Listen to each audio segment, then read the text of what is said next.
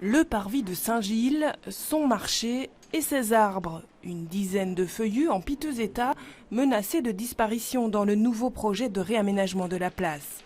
Au grand désarroi de nombreux Saint-Gillois, 1200 personnes ont d'ailleurs signé une pétition pour leur maintien. Une des remarques qu'on entend souvent, c'est que les maraîchers, les gens qui font le marché, etc., les bousculent, les maltraitent, etc.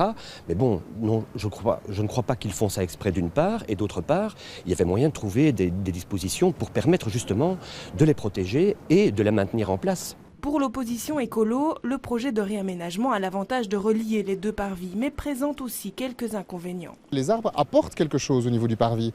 Le premier avantage, c'est un avantage au niveau du bruit. Il y a beaucoup de terrasses sur le parvis de Saint-Gilles, c'est très sympa, mais il y a aussi les habitants. Et les arbres, ils ont un effet d'apaisement sur le parvis de Saint-Gilles. Puis évidemment, ça a un aspect visuel verdurisant important. On est dans une commune très dense, très grise, très minérale, il faut de la verdure.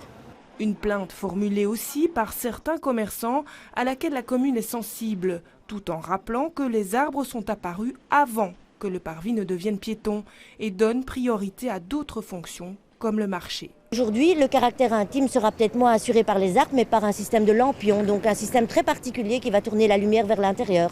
Et des arbres qualitatifs seront quand même là, mais peut-être plus au même endroit qu'avant. La commission de concertation se penche définitivement sur le devenir du parvis de Saint-Gilles le 10 novembre prochain.